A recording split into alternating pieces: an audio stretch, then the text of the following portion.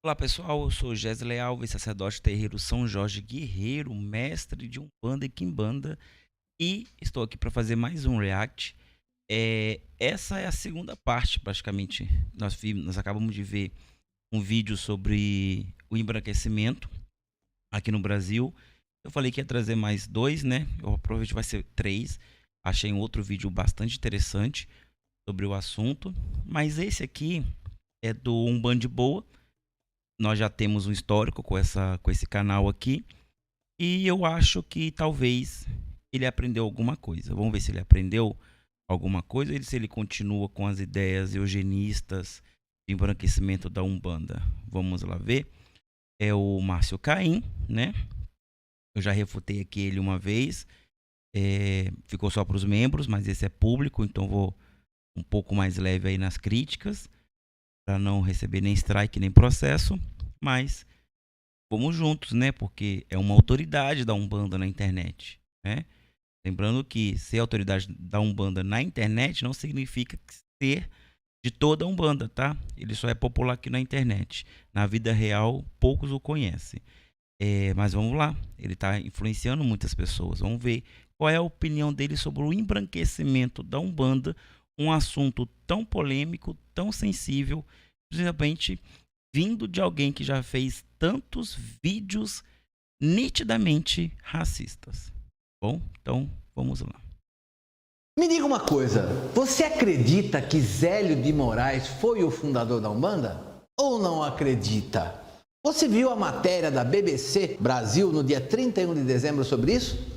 Então vem comigo, nesse vídeo a gente vai destrinchar um monte de coisa que foi colocada nessa matéria e a gente quer esclarecer muitos pontos para você.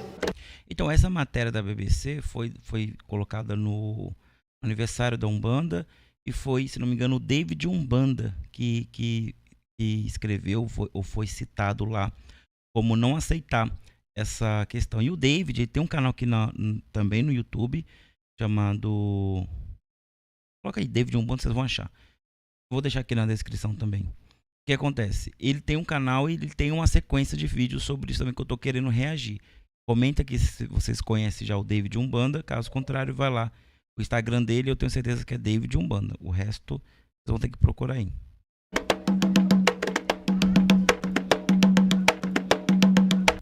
Você já conhece a loja Umbanda? E a família Umbanda Boa! Que delícia, como é gostoso voltar, retorno das gravações inéditas de 2022, primeiro vídeo de sábado que nós estamos gravando. Consegui descansar, conseguimos todos descansar, nós precisávamos, sabe, cheio de energia, cheio de alegria para voltar e fazer vídeo novo para você. E você já sabe, né, você que é da família, deixe desde já o seu like, comenta, compartilha, chegou agora. Clica no inscrever-se, clica também no sininho para receber sempre as notificações dos novos vídeos. Bom, pessoal, hoje o assunto, na minha opinião, é muito sério. Ocorre o quê? No dia 31 de dezembro, o site da BBC Brasil, para quem não sabe o que é BBC, a BBC é uma grande rede de jornalismo mundial. Ela existe em quase todos os países e faz cobertura de tudo que acontece ao redor do mundo. E houve uma publicação na BBC Brasil com o seguinte título: Zélio, o Caboclo das Sete Encruzilhadas, o fundador da Umbanda, que não é bem aceito por umbandistas atuais. Essa matéria foi escrita por Edson Veiga, direto da Eslovênia.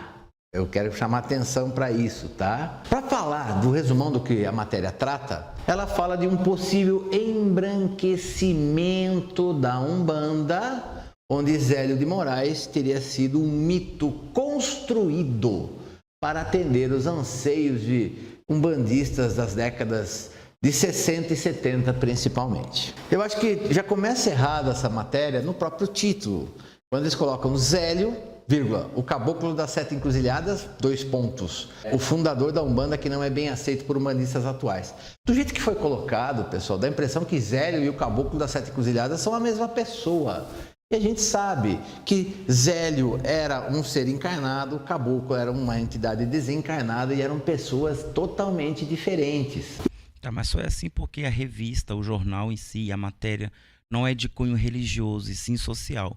Então, na ideia de não ser religioso, Zélio e o caboclo são as mesmas pessoas, uma vez que é facilmente narrado e colocado por psicólogos que ele poderia estar sofrendo de esquizofrenia, por exemplo. Então, sim, pelo cunho da matéria não ser religiosa, é tratado como uma única pessoa, visto que é uma manifestação no próprio corpo daquele indivíduo chamado Zélio. E daí eles colocam no finalzinho do título essa coisa do umbandistas atuais. Quem são os umbandistas atuais que foram consultados? Apenas as 3 pessoas que se manifestaram na matéria? Será que são só elas? Quantos sacerdotes de Umbanda da atualidade foram ouvidos para fazer?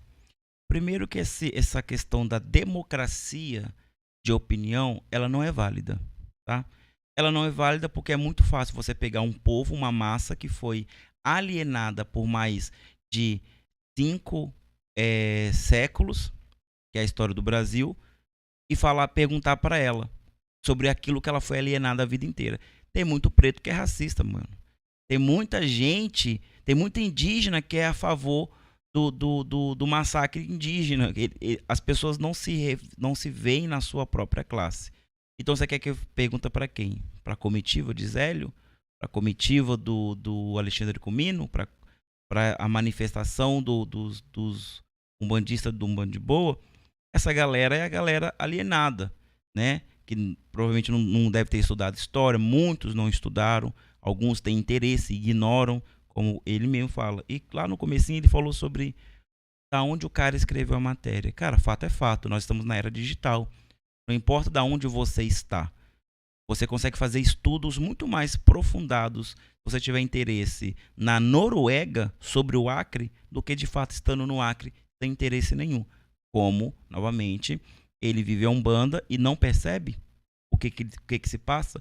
Esses umbandistas modernos que não frequentam o terreiro dele porque repudiam a sua prática, sair dessa cúpula onde todo mundo te dá tapinha nas costas é importante, porque a Umbanda ela é uma religião de impacto social. Se você só fica ali na elitezinha, no seu grupinho que dá 3 tapinhas nas suas costas, te dá parabéns porque você aprendeu a acender uma vela, de fato você não está indo para onde os necessitados estão, porque lá os necessitados eles têm cor e eles não aceitam, principalmente os letrados, essa Umbanda moderna. Eu sou um deles, eu não aceito. E tem muitos comigo, não só pessoas pretas, mas pessoas brancas também que não aceitam essa narrativa de Zélio e tem ótimos argumentos. Fazer essa alegação. Logo na sequência da matéria, ela fala sobre os elementos simbólicos da criação da Umbanda. Colocam a data 15 de novembro como da criação da Umbanda, que teria sido estranho por coincidir com a data da proclamação da República. Que Zélio de Moraes, em transe, conversava com espíritos de índios e negros e incorporava o espírito de um padre italiano. Que isso seria um simbolismo maior do sincretismo cultural, étnico e religioso do Brasil. Quer dizer, então, que a Umbanda não podia ter se iniciado em 15 de novembro, porque não pode acontecer 2 grandes eventos na mesma data. Quando você vive uma tensão política baseada em mudança de governo, realmente muito estranho. E visto que a sua população ela está adepta a essa religião, e essa religião pertence a um povo que você não quer que se espalhe na sua nova federação, que no caso estamos falando da nova federação, e também estamos falando do embranquecimento da Umbanda, não só da Umbanda, mas de toda a nação brasileira. Sim, é muito estranho que isso aconteça. É a mesma coisa de falar, nossa, do nada sumiu os judeus na Segunda Guerra Mundial. Que coincidência, Hitler estava em ascensão, né, querido? Assim, uma coisa está com a outra.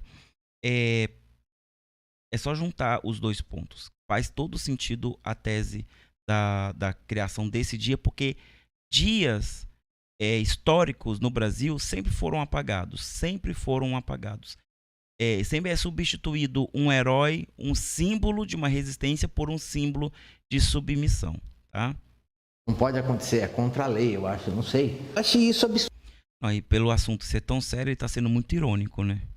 Tudo. E a outra coisa, Zélio conversava assim com o espírito de um índio que era o caboclo das 7 encruzilhadas, de um negro, que era Pai Antônio, mas falar que ele incorporava um padre italiano, não, ele não incorporava um padre italiano, ele incorporava o caboclo das 7 encruzilhadas.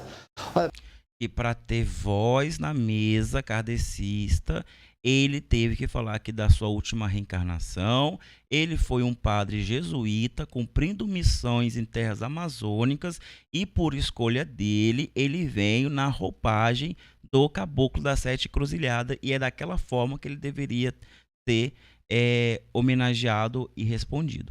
Então, assim, é a palavra do próprio caboclo e está registrado.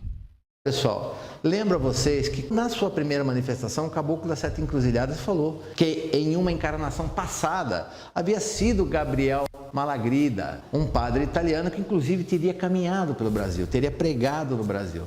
Todo mundo sabe que o genocídio dos indígenas, dos povos indígenas brasileiros, tem 90% de culpa dos jesuítas, desses malditos padres que vieram para cá colocar a sua doença no meio desse povo todo e trazer não só a doença biológica, bacteriana, mas também a doença cristã, colocando a culpa da existência nesse povo. Muitos indígenas que não dotavam de sua sanidade devido a essa lavagem cerebral que esses padres faziam, não só cometeram suicídio, tá?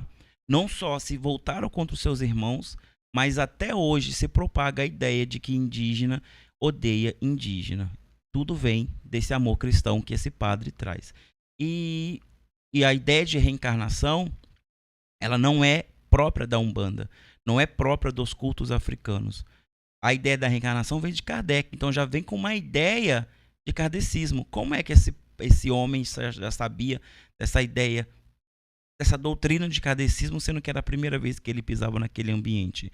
E todos nós já sabemos, já é um trato espiritual, que a consciência ela está ali e o médium ele tem que ter informação para a entidade usar dessa informação. Ela vasculha a mente dele e usa dessa informação. Raríssimas são as vezes, o médium tem que ser excepcional, o fenômeno tem que ser excepcional para que a entidade possa trazer a informação legítima, pura, a qual ela não esteja na mente desse médium. E eu tenho certeza que isso não acontece na primeira incorporação, porque da mesma forma que acontece em outros locais, e já aconteceu também em sessões de mesa branca de kardecismo, médiuns que mostraram fenômenos excepcionais de incorporação tiveram grandes consequências depois, porque não é natural, não é normal que sem desenvolvimento, sem prática, isso aconteça. Então, nenhum desses fenômenos validado pelo kardecismo aconteceu com Zélio. Ou ele foi um grande avatar e saiu ressuscitando gente, morreu crucificado e voltou para o céu no terceiro dia, ou eu não estou sabendo contar a história direito. Teria morrido na fogueira em Portugal. Entretanto, ele ainda cita que em uma das suas últimas encarnações, Deus teria dado a dádiva de ele vir como um caboclo brasileiro. E era com esta manifestação fluídica, nessa forma espiritual, que ele se manifestava. E para quem ainda tem dúvida, você pode ler no livro do Leal de Souza, o Espiritismo, a Magia e as 7 Linhas de Umbanda, onde ele cita que muitas pessoas viam ou sentiam o caboclo com roupas bem indígenas mesmo, né? Às vezes apenas com uma tanga, outras viam sim ele com uma roupa branca, com uma faixa escrito Caritas, que é caridade em latim. Então assim, falar que ele incorporava um padre italiano já é, na minha opinião, torcer os fatos. E outra coisa, partindo dessa ideia de que era o espírito de um padre italiano, quer dizer então que um espírito não pode ter mais de uma encarnação, ele tem que ter só uma encarnação e tem que se manifestar sempre daquela forma. Ele pode ter quantas encarnações ele quiser, até porque o número de encarnação dele só significa que ele errou tanto que ele tem que voltar para se consertar. Então, parece que como padre ele falhou também. E como espírito de caboclo também falhou. Porque será que Deus, na sua sublime sabedoria, não poderia mandar um espírito válido da própria etnia Tupi-Guarani, um Yanomami que tem uma evolução espiritual gigantesca acima do normal? Porque tem que ser, novamente, naquele outro vídeo do embranquecimento do que nós assistimos, o Ian fala, é a validade do europeu. Se o europeu não dá o aval que isso é bom, não é bom. Se o europeu não falar que isso é saudável, não é saudável. Se o europeu não falar que não é marginalizado, não é desmarginalizado. Porque antes de Zélio, a Umbanda era marginalizada. Era condenado ao exílio qualquer pessoa que fosse pega praticando qualquer tipo de culto afrodescendente ou expressão cultural afrodescendente, isso em Constituição. Em Constituição. Então depois vem todo um novo governo, e esse governo está dentro desse terreiro de Zélio, que a gente espero que ele cite, mas está lá dentro, e começa a surgir vários tipos de símbolo. O próprio Zélio desvalida a sua fundação. Em áudios, ele mesmo já cita outros terreiros, outras formas de culto. Bom, gente, a gente sabe que isso é, no mínimo, estranho, para não falar absurdo. E só porque Zélio de Moraes era uma pessoa branca, faz dele um usurpador da religião. E o texto ainda diz que a Umbanda já era praticada muito antes de Zélio de Moraes no Brasil, praticada pelos negros escravizados e descendentes de escravos. E que dizer que Zélio seria o fundador da Umbanda seria usurpar, seria roubar essa ideia de que os negros já praticavam isso e também embranquecer, porque um branco teria que ser o fundador da Umbanda. Inclusive no texto, Lucas de Lucena Fiorotti, dito sociólogo no texto, não o conheço, diz que Zélio não foi o precursor da Umbanda, uma vez que a Umbanda já era praticada muito tempo antes dele. Que a culpa não é de quem acredita nisso, é do projeto de país, do projeto de Brasil. Já para o pai de santo e historiador, conforme diz no texto, Guilherme Watanabe, Zélio é a representação de uma grande construção histórica do mito da fundação, que a partir dos anos 60 começa a se fazer no Rio de Janeiro, o que para ele é uma grande mentira. Desculpa, pessoal, mas eu preciso saber se isso são fatos históricos aos quais eles se referem ou se é apenas a opinião deles. Por que eu estou falando isso? Porque se é um fato, precisa de uma constatação, precisa de uma prova. Já Fiorotti vai além, que ele é caboclo, mas também, dentro do mito, é um padre jesuíta, o que cria uma disforia total, uma loucura promovida pelo processo de embranquecimento. Daí eu pergunto... Isso aí é mais ou menos o seguinte: o Bolsonaro, ele coloca um cocá indígena. A partir de hoje, estou fundando a comunidade indígena brasileira. Quem é o fundador? Bolsonaro. A partir daquela data é que passa a existir os indígenas. Tudo que era antes deles não existe. O que se construído em volta disso? Primeiro, o cara representa tudo que é contra essa cultura, como o Zélio representa tudo que estava acontecendo naquele tempo. Isso se chama sociologia. Você vai estudar o fenômeno sociológico daquela data. Tá? Então, naquela data, enquanto o Zélio estava fundando a Umbanda, estava acontecendo a revolta das chibatas no próprio Rio de Janeiro. Será que houve a preocupação de Zélio de relatar em algum momento, de expor a sua opinião sobre como é que pessoas pretas estavam sendo chicoteadas mesmo depois da abolição da escravatura em território brasileiro, na força marítima, e por isso aconteceu a revolta das chibatas 2 anos depois? E aí?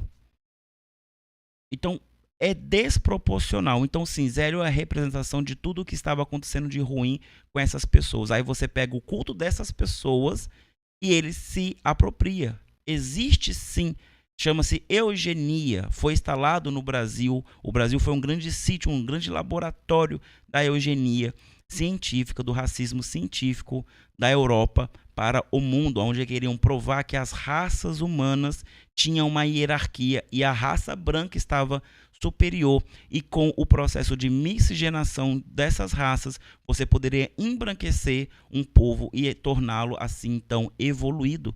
Foi o que estava proposto em vários textos eugênicos, aonde não só o Dom Pedro II, mas todos os outros parlamentares e presidentes, até chegar em Getúlio Vargas, vão dar aval de criar políticas públicas para isso, incluindo a religião. Ah, Jéssica, a religião, o país é laico, tal. Gente, nós estamos em 2023. Você acha que a religião não impacta as decisões de uma nação? Por que em 2018 colocamos o Bolsonaro na cadeira de presidente? Por causa dos evangélicos. Depois, novamente, com tudo que o cara fez, ainda estava com um alto nível de aceitação pelos cristãos. Então a religião impacta sim, e impactava naquele momento. Muitas decisões foram tomadas e foram deixadas de ser tomadas por causa do catolicismo, como hoje também é. Por exemplo, o aborto não é aprovado como tratamento em clínicas do SUS, porque o nosso país, a maioria é cristã. Eles não querem esse impacto porque é cristã. Porque isso é aprovado facilmente em nações que não têm uma religião forte, por exemplo, países que são ateus, porque não tem essa cobrança moral. É só tratado de uma forma científica e não de uma forma fabulosa. Então, desconectar a Umbanda da realidade que estava acontecendo naquele momento é burrice. Não é nem leitura histórica. Não é nem leitura social. Tá? Então, nitidamente, ele não conhece nada da própria história do seu povo. Ele é um homem branco, aqui considerado branco, mas lá na Europa vai ser considerado um latino-americano, então logo inferior a eles, mas sabendo da história de imigração que deu esse tom de pele para ele, ele vai saber que aqui também havia várias políticas públicas que favoreceu ele e não favoreceu o irmão dele que está ali do lado, que tem um tom de pele muito mais escura. Pergunto para vocês, olha gente, desculpa, se você não concorda comigo, inclusive eu quero que você desça nos comentários, deixe o seu comentário, dizendo qual a sua opinião sobre o assunto, se você acredita ou não que Zélio é o pai da Umbanda ou não, é o fundador da Umbanda ou não, se você concorda ou não comigo, todos os comentários são bem-vindos, mas se é mesmo um processo de embranquecimento, por que o espírito então não utilizou a forma fluídica, a forma espiritual do padre italiano Gabriel Malagrida? Por que ele quis se manifestar como um índio? Por que ele quis dar voz a espíritos negros e espíritos indígenas? São coisas que eu pergunto. Ainda continua. É o tipo de coisa que acontece, tipo, todo mundo odeia o Cris? Ai, Cris, não precisa fazer isso não, porque eu sei que você é preto e você já sofreu demais, então deixa pra lá. Ai, Cris, não precisa pedir a assinatura do seu pai não, porque eu sei que todo preto não tem pai. Ai, Cris, eu sei que a sua mãe é drogada, mas tem como você pedir pra ela vir aqui pra mim poder? É sobre isso. É querer fazer uma parada. Eu vou dar voz pros pretos, porque os pretos não têm voz. Aí você toma o lugar do preto. Acontece o tempo todo na internet. O tempo todo. Pessoas querendo falar na condição de preto, indígena, mulher, trans, LGBTQIA+, em nome de todo mundo, mas não dá o espaço para essa pessoa falar. Já tivemos empates no Instagram de comentários de pessoas grandes aqui que cresceu utilizando da narrativa antirracista, na Umbanda, anti-embranquecimento, mas de fato nunca cedeu espaço para um preto falar. Nunca cedeu espaço para o indígena da Umbanda falar. Sabia que um indígena também pratica Umbanda? Tem muitas aldeias no Espírito Santo, em Minas e também no norte do país que a aldeia inteira é umbandista. Não umbandista conforme você pensa que é essa Umbanda embranquecida, mas é uma Umbanda. A forma deles nunca foi evocado essas pessoas, porque todo mundo quer a voz dele, quer falar em nome. É justamente o que aconteceu com o Zélio. Eu tenho certeza que é nessa narrativa. Por quê? Porque tem que ser o Zélio. Porque não poderia ter sido outra pessoa. Se o espírito ele pode vir em outro estado fluídico, por que não Deus ou esse espírito maravilhoso do Caboclo da Sete Cruzilhada não escolheu uma pessoa preta, sabendo que essa pessoa teria um símbolo de resistência devido a todo o massacre que estava acontecendo? Ou uma pessoa indígena que ia lá e ia romper, se ele era tão místico, tão mágico, tão fantasioso, tão glorioso assim. Por quê? Porque tinha que ser o Zélio Fernandino de Moraes, um homem branco, vindo de família envolvida na política, envolvida no exército e justamente num governo de exército, né? Nossa, depois vai vir uma ditadura. Nossa, que interessante. Continuando no texto, o sacerdote David Dias diz que essa história de Zélio pode ser vista por duas óticas. Primeiro, pela própria família de Zélio, que realmente trabalha para manter a sua memória. E segundo, a história do mito da fundação, que cada um que conta aumenta uma ponta, segundo David Dias. Ele diz ainda, David Dias, que alguns detalhes da história do mito, como Zélio ter sido levado a uma benzedeira, que seria um desses detalhes ao qual ele se refere, não passariam de ficção para fortalecer a construção do mito. Outra coisa que ele fala, e isso é uma coisa que eu quero chamar a atenção de vocês para que vocês prestem atenção, isso não é a primeira vez que eu escuto, que foram até a Federação Espírita de Niterói e procuraram os documentos de 1908 e a ata do dia 15 de novembro de 1908 não cita o nome de Zélio e muito menos o nome daquele que conduziu o trabalho naquela data, a pessoa que teria confrontado o Zélio, que muitos dizem se chamar José de Souza. E isso eu já ouvi muitas vezes, mas eu quero fazer uma colocação aqui. Primeiro, o nome de Zélio não estaria, porque é difícil o nome de um visitante, de uma pessoa da assistência estar na ata. Mentira, isso é um costume, não só kardecista, mas umbandista também, do livro ficar na porta e todos assinam. Isso é um costume bem comum e iria estar assim. Quantas vezes eu já fui visitar terreiros das antigas aqui e ainda tem o livro de ata para você escrever o seu nome lá? Tem sim. Do dia. Isso é uma coisa muito difícil. Outra coisa, por ser incondizente com o espiritismo, provavelmente não teria sido relatado numa ata. Mas o nome de José de Souza não... Teria sim, sabe por quê, gente? Porque o espiritismo de Kardec é uma prática de estudo do fenômeno. Então, se é um estudo que para eles é científico, né? Como diz eles, você tem que ter provas, né? Então tem que ter relato, alguém está observando, relatando tudo. Isso é normal no kardecismo. O kardecismo é um estudo do fenômeno. Ou você acha que os livros do Kardec saiu do nada? Ele foi observando e colocando, ele só deu a receita. Olha, eu escrevi esses livros assim. Só que aqui no Brasil pegou tudo isso e se transformou em religião, né? Não era para se transformar em religião. É mesmo quando eu pegar o livro da evolução de Darwin, a evolução das espécies de Darwin, e falar, pronto, eu vou fundar uma religião a partir disso aqui. É só um estudo. É só um estudo. Ele mostrou um método de observação e catalogando as informações. E você quiser continuar esse estudo, é a partir daqui. Foi isso que aconteceu aqui, que virou religião, virou balela dessa forma. Mas deveria sim, e com certeza tinha, porque você pode ir no qualquer centro espírita, do mais pobre que tiver aí no seu bairro, que eles vão pegar o seu nome na entrada e e sempre vai ter uma secretária anotando tudo o que acontece. Constar é uma coisa que nos chama a atenção, mas isso também não significa que isso não tenha acontecido. Outra coisa, de tudo que eu já estudei sobre Zélio, é a única coisa que fica, que coloca um ponto de interrogação. Mas a gente sabe que muitas associações religiosas não levam as suas atas como deveriam, elas não são constituídas dia a dia. Às vezes chega num ponto do mês, todas as atas são escritas para cumprir as obrigações legais e a gente não sabe como é que isso foi escrito, entendeu? Se isso foi feito da forma como deveria ter sido ou se foi feito como a gente faz no Brasil, né? Vai colocando as coisas em ordem fora do tempo. É tipo assim, me deem provas. Ah, mas essas provas não valem. Né? Essas provas aqui eu não gosto. Me dê outras provas. Mas eu mesmo tenho que provar nada. Aí que tá o problema da primeira narrativa. Eu odeio a primeira narrativa. A primeira narrativa geralmente é muito burra.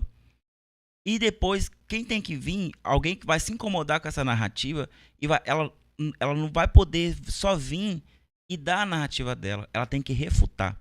E refutar gente, assim é o ó. Porque não traz nem informação. Todo o meu estudo com o Zélio daí fontes, então nos deem livros, nos deem áudio, porque tudo que a gente já pesquisou também só mostra que Zélio nem sabia que ele tinha fundado a Umbanda.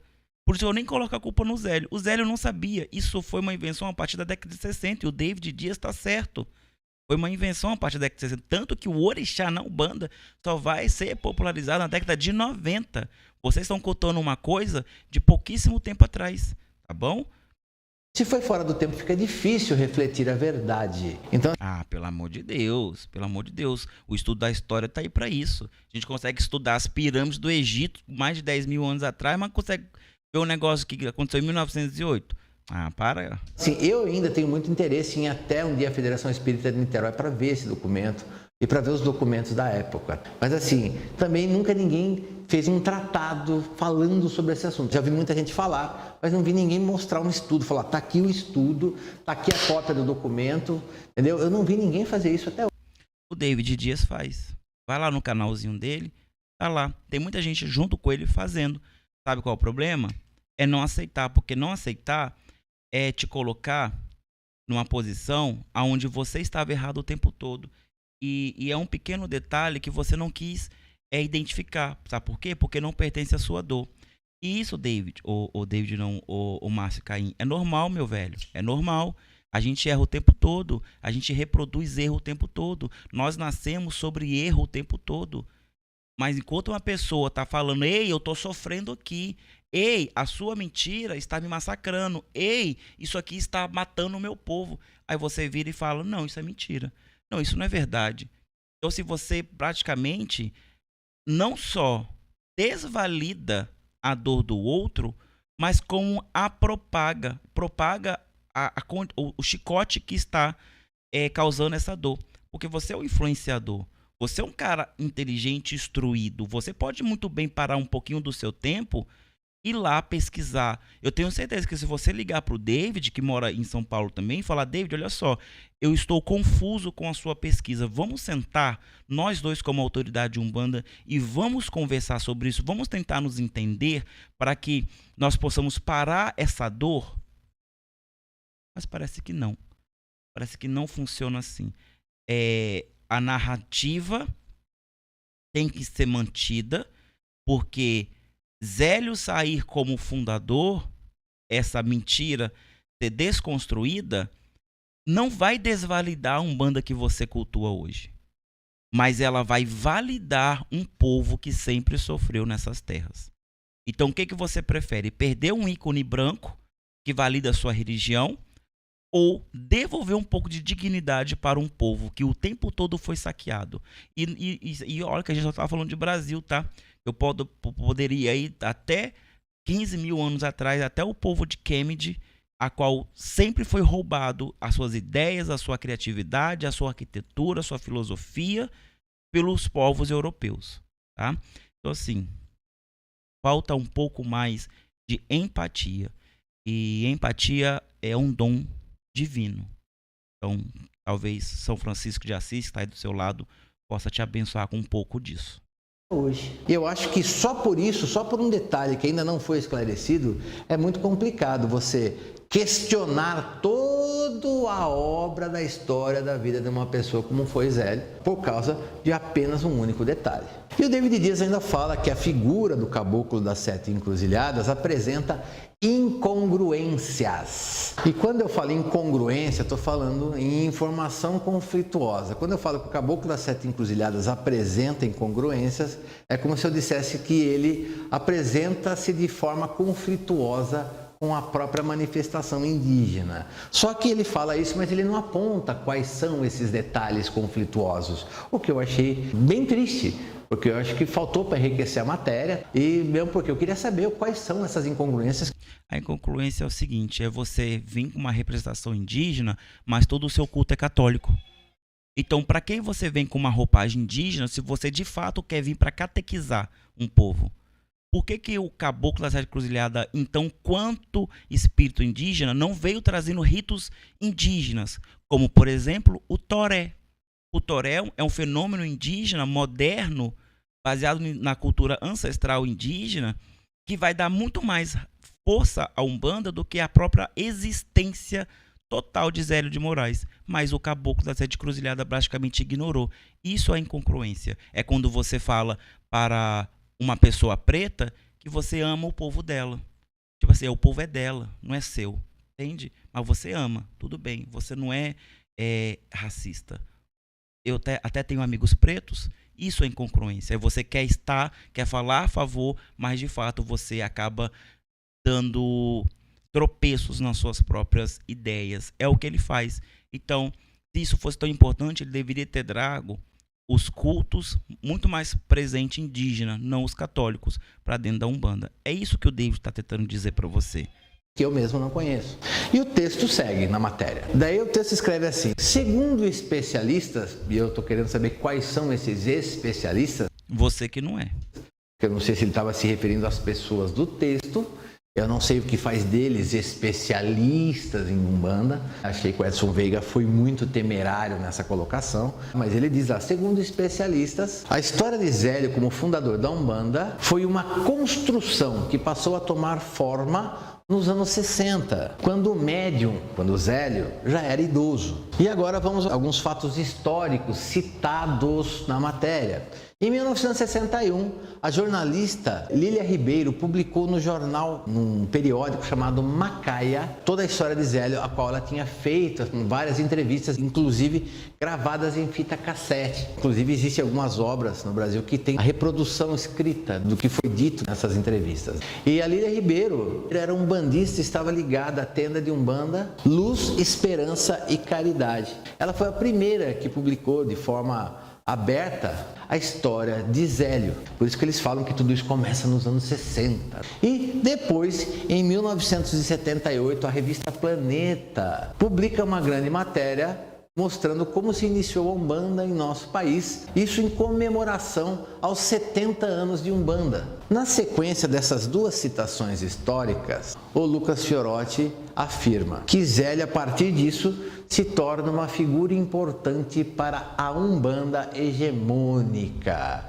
Vamos entender primeiro o que é hegemonia. Hegemonia seria supremacia. São as pessoas mais importantes e mais influentes de uma determinada situação. Pode ser na política, pode ser dentro da família, pode ser dentro da religião. Então, quando ele fala da Umbanda hegemônica, ele quer falar dos principais da Umbanda da época. E o que me chama muito a atenção, porque a nossa religião pode ser chamada de muitas coisas, mas a gente nunca foi uma religião unida, nunca houve uma hegemonia, nunca houve muito entendimento para se criar isso que ele chama dessa supremacia, essa hegemonia da Umbanda.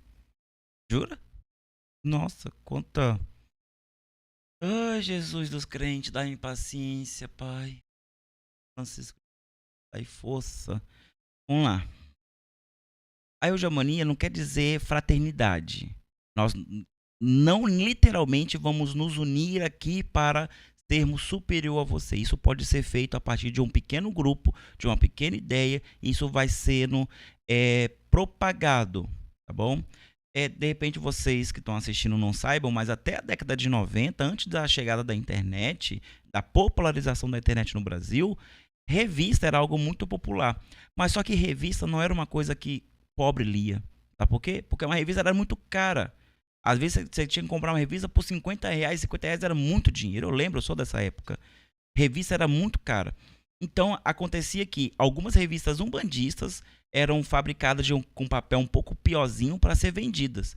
E essas sim, tinha um resumo aqui, um resumo ali de algumas coisas. Mas essas revistas que ele citou são revistas que somente gente com dinheiro vai comprar, que só vai estar na banca do centro. Não vai estar na banca da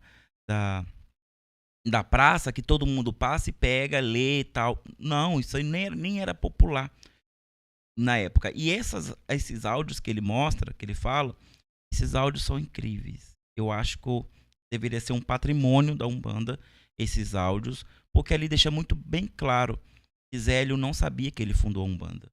Ali deixa muito bem claro quando o Zélio cita diversos outros terreiros a qual estavam praticando há muito mais tempo do que ele comparava a Umbanda dele com aquela Umbanda. Tem até uma hora que ela fala bem assim: mas Zélio, os outros terreiros, os Exus, eles vêm para poder trabalhar, para poder tirar o obsessor e desmanchar feitiços e magias. O que você acha? Por que você não incorpora essas entidades? E ele fala: eu respeito muito os Exus e as Pombogira, só que eu tenho medo. Por isso eu prefiro trabalhar com o Preto Velho e com o Caboclo. Tive que pausar aqui. Mas voltando, sobre a questão da hegemonia, por exemplo, atualmente nós temos um grande canal que proporciona conhecimento de Umbanda, né? Aí o Umbanda EAD, tem vários cursos, tal. eles popularizam uma Umbanda do Rubens Saraceni. E é uma Umbanda bem classista, bem elitista, bem racista, e tem tudo isso colocado, enraizado, baseado na história do Brasil. E isso vai sendo popularizado de forma direta e indireta.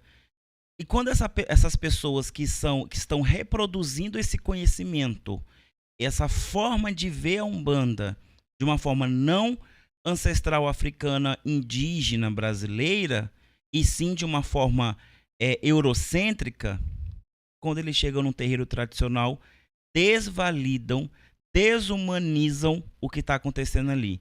Então, eu já passei por isso diversas vezes.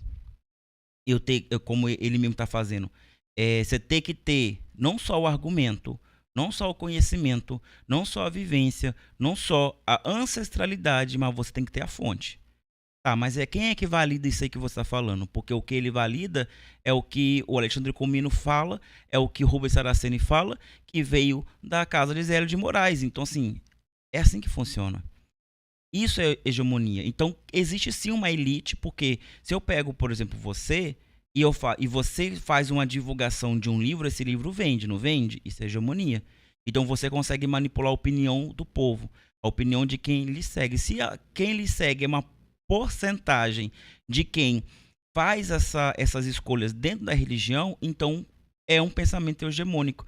Aí cabe a você usar isso a favor ou contra a religião ou aquilo que você está idealizando ali. Alguns vão usar para massacrar povos, como os povos Yanomamis recentemente, como o povo judeu na Segunda Guerra Mundial, como o povo cigano na Primeira e na Segunda Guerra Mundial, e assim vai. O tempo todo isso acontece. Só que qual é o lado da história que você está? Infelizmente, essas mesmas ideias, dessa mesma forma, vêm da mesma casa que vai dar a ideia de Hitler que o ariano é superior, então todos os outros devem ser ou escravizados ou mortos. Sim, vem da mesma casa, vem do mesmo autor, vem da mesma ideia. Esse é o problema. Para se criar isso que ele chama dessa supremacia, essa hegemonia da Umbanda. Então, é como se ele estivesse dizendo que alguém tramou para que isso acontecesse. Parece que alguns grandes se reuniram para tramar isso. Então, isso vai acontecer de duas formas. Primeiro, da forma inconsciente, que é, por exemplo, você mesmo, você é um influencer hoje em dia digital, como havia os influencers da época, claro que não eram digitais, mas também tinha seu impacto. E essas pessoas, elas ditavam regras. E essas regras, de alguma forma, chegam a essas pessoas. Então, se hoje você publica um livro, você está ditando regras. E por você ser uma pessoa influente, essas regras serão reproduzidas por outras pessoas. A hegemonia, ela funciona basicamente assim. Um grupo se acha intelectual o suficiente, e nós temos escolas esotéricas no Brasil, principalmente em São Paulo e Brasília, que ditam regras esotéricas para o Brasil, não só no campo esotérico, mas também no campo espiritual, religioso, cristão, como o catolicismo, a Igreja Católica Brasileira e também a Igreja Evangélica por geral, também ditam. E essas pessoas ditaram também na época a questão da Umbanda. Por quê? Controlar a massa é controlar politicamente, gente. Então, se o governo ele consegue controlar a religião, ele controla o povo, tá? Visto atualmente o que os evangélicos proporcionaram, né? Você vendo? A manipulação, a mentira, levaram com que essa massa evangélica votasse num cara que provavelmente mataria Jesus novamente, tá bom? Então, a hegemonia funciona dessa forma. E sim, um grupo se juntou para fazer isso. Chama-se eugenia. O Brasil, desde o governo, desde o império de Dom Pedro II adiante, até chegar em Vargas, popularizou muito a ideia científica da eugenia, que hoje é dito como racismo científico. E isso vem muito forte para o Brasil, tendo vários congressos médicos europeus vindos, o estudo antropológico das raças e tudo mais para o Brasil. O Brasil foi um grande laboratório para isso, para o embranquecimento, porque através do embranquecimento a raça brasileira ia melhorar, porque ia se tornar mais branca. Isso aconteceu somente aqui no Brasil. E houve sim movimentação e estratégia do próprio governo para isso, Tá? Então, sim, um grupo sim. E a Umbanda, ela era grande no passado. Ela estava igual ali ao kardecismo. Então, o kardecismo não precisava ser embranquecido, já era branco, já tinha vindo da Europa branco. O catolicismo era gigantesco, mas já era branco, já tinha vindo da Europa assim. O que precisava ser embranquecido? As religiões de matriz africana. Então, precisa se organizar. O que o Conselho de Nicéia faz? Pega todos aqueles evangélicos, todos aqueles cristãos que criam em Jesus Cristo, eles criam uma Bíblia e dão para eles o controle. Olha, a sua religião ela é válida, só que tem que ser dessa forma aqui. E pronto, criou a Igreja Apostólica Romana. E Roma só cria para poder controlar a massa, porque já estava impossível matar tanto cristão, porque todo mundo já era cristão. Aconteceu a mesma coisa aqui. Só que, infelizmente, a igreja evangélica chega no Brasil também nesse mesmo período e depois, na década de 80, vai começar a demonizar a Umbanda. Aí começa a Umbanda a balançar, justamente pelas suas raízes fracas no embranquecimento. Porque enquanto estava a sua raiz na cultura preta, indígena, estava forte, porque sempre foi um povo de resistência. Porque esse embranquecimento não distorce tanto o candomblé. Claro que existe, mas não distorce tanto quanto distorceu a Umbanda. Então, sim, existiu grupos, sim, que faziam isso. Claro que isso está no subconsciente, nós não temos a ata. Sabe por quê? Porque pessoas que pensam cruelmente assim não vão fazer a ata. Você acha que os nazistas estavam escrevendo quantos corpos eles queimaram, mataram e depois eles entregaram para o tribunal marcial? Não, claro que não. Eles foram destruir, como aconteceu no Brasil, quando houve a abolição. Sabe o que aconteceu na abolição do Brasil? Eles foram lá, pegaram todos os documentos que comprovavam que o Brasil era o país mais escravagista de toda a história da escravização do povo africano e queimaram. Queimaram. Para quê?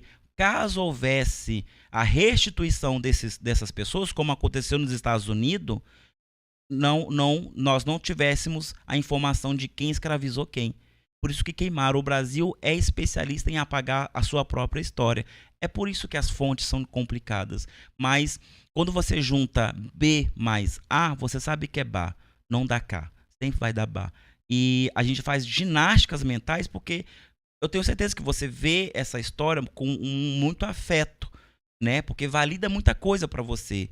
Valida muita coisa, mas pode ter sido uma grande mentira e é uma mentira que não só dói para o povo que fundou esse Brasil, que é o povo preto indígena, mas também dói saber que tudo que é moldado por essas entidades, que são as entidades que mais são importantes na nossa Umbanda, é desvalidado, uma vez que só o que vem da Europa é importante. É o caboclo que não sabe usar uma erva, mas sabe dar um passe. É um preto velho que não sabe fazer um patuá, que não sabe rezar o engorossi, que é algo muito comum para os pretos velhos de senzala, mas ele sabe rezar a prece de Cáritas, ele sabe as leis kármicas, ele sabe a lei de reencarnação. Ou seja, o preto velho tá mais embranquecido, mas é por causa da mente do médium. É casamento do médium, não é por causa do fenômeno cultural. Separar a religião, o religioso, do científico é fundamental, mas também temos que entender que é o Brasil, e o Brasil sempre tratou com crueldade tudo que veio do preto, tudo que veio do indígena. Agora, se alguém tramou para fazer isso, alguém só faz isso com algum interesse. Agora, qual seria o interesse? Ué, meu Deus, o interesse é político. Para promover o embranquecimento da Umbanda. Tá bom, e o que as pessoas ganhariam com isso? A evolução, a validação da Europa. É o movimento eugênico. Aconteceu no Brasil quase 7 décadas. Não está nos livros de histórias da escola do ensino médio? Não está, deveria. Mas é um fato. Você tem aí, procura no YouTube. O YouTube tem de graça. Vai lá e você vai ver. Eu aconselho até a assistir o último vídeo que eu postei do Ian, historiador. Ele traz, ele refuta, ele faz muita coisa bacana com fatos históricos que você gosta, com fontes. Vai lá e você vai ver os motivos políticos. Nem tudo é espiritual, nem tudo é em volta de um cristalzinho místico. Existem muitas coisas acima do espiritual e do religioso aqui nessa nação. Eu não entendo. Você não entende novamente. Eu sou um homem. Se eu vejo uma mulher reclamando de cólica menstrual, eu vou desvalidar a dor dela? Não, você não está sentindo dor porque eu não sinto dor. Claro que eu não sinto dor, eu não sou um homem, eu não menstruo. Eu não sinto cólicas menstruais. Eu não posso desvalidar a dor dela porque eu não sinto essa dor, nunca vou sentir. Então você não pode, você não entende porque você não é negro, você não é preto, você não tem essa ancestralidade a qual te cobra tudo isso. A qual você está ligado e quando você se depara, tem um homem branco no meio falando, opa, daqui para trás não existe. Pode ser da minha figura para frente, pode confiar, tá tudo certo, mas não. A Umbanda, ô Márcio, isso é nítido. A Umbanda está cada vez mais infantil, sexualizada, ela está cada vez mais pornográfica e ela está cada vez mais perturbada. A Umbanda se afastou tanto da sua essência que virou Umbanda do TikTok, né? A Umbanda boba, ridícula, das pessoas estarem incorporando suas entidades não só em casa validado por elitezinha de internet, mas também incorporando em terreno baldio. Essas pessoas estão doentes espiritualmente e na internet pessoas como você estão validando isso, que eles podem fazer tudo isso, tá? Então essas pessoas daqui a pouco elas vão se converter, porque elas não encontraram a cura que deveria estar na Umbanda, elas vão procurar em outro lugar, elas vão se converter para outra religião, quem sabe até para o cristianismo e vão atacar a gente. Por causa de mentiras como essa, porque se afastou da raiz. Você sabe que tudo que se afasta da raiz, o fruto é enxoço. Não serve para nada. Ou a árvore morre. Então toma muito cuidado com a sua postura, que não é postura nem de quem acredita na reencarnação. Se a reencarnação é reiniciar, é reaprender, então não quer reaprender um novo viés, só porque a outra pessoa está falando que dói e você fala, não dói, eu não sinto. Você não sente porque você não está nessa pele. Você não está nessa condição. Você nem sequer foi olhar do outro viés. Nós somos obrigados a estudar a história do homem branco, mas o homem branco não pode estudar a história do homem preto. Trotti ainda diz que existem indícios de práticas de Umbanda muito semelhantes antes de 1908 e que Zélio praticava uma Umbanda muito associada ao espiritismo. Bom, pessoal, isso não é, de certa forma, mentira. O que eu acho estranho é falar, não, existia Umbanda antes de 1908. A verdade é uma só. Sempre houve manifestação de caboclos e negros. Isso não é uma coisa inventada pela Umbanda. A Umbanda é o que é a Umbanda do jeito que Zélio a construiu e como ela passou a evoluir desde então. Daqui a pouco eu vou trazer alguns outros elementos que vão fortalecer o que eu estou falando aqui. Mas ele cita indícios de práticas semelhantes, mas também não cita quais são esses indícios. Não é bem assim que a banda toca, se tem indício, tem que falar o que é. E indício também não é fato, também tem isso, tá, gente? Concordo, para os dois lados. Em momento nenhum, nós fomos apresentados a fatos sobre Zélio e sobre essa Umbanda dele, mas mesmo assim a gente engoliu essas décadas todas, e agora que a gente está refutando, você está aí dando o chilique da sua posição sendo questionada. Isso é somente isso. Não existe nada comprovado. Eu vou no final desse vídeo explicar muita coisa que vai fazer sentido para você. Tomara. E o Watanabe ainda lembra que a palavra Umbanda já existia no dialeto quimbundo e que significaria algo como arte de curar, magia. E a palavra Umbanda realmente existia no dialeto quimbundo. Inclusive, o feiticeiro que praticava essa Umbanda chamava-se Quimbanda. E ele acrescenta que a Umbanda já era praticada na África Central e que havia sido trazido para o Rio de Janeiro muito antes do século XX por negros escravos e também praticados por seus descendentes. Então aí tem uma coisa interessante e até engraçada. A verdade é uma só, o pessoal está pegando no nome Umbanda, mas o que o caboclo fundou em 1908 não se chamava Umbanda, se chamava Alabanda.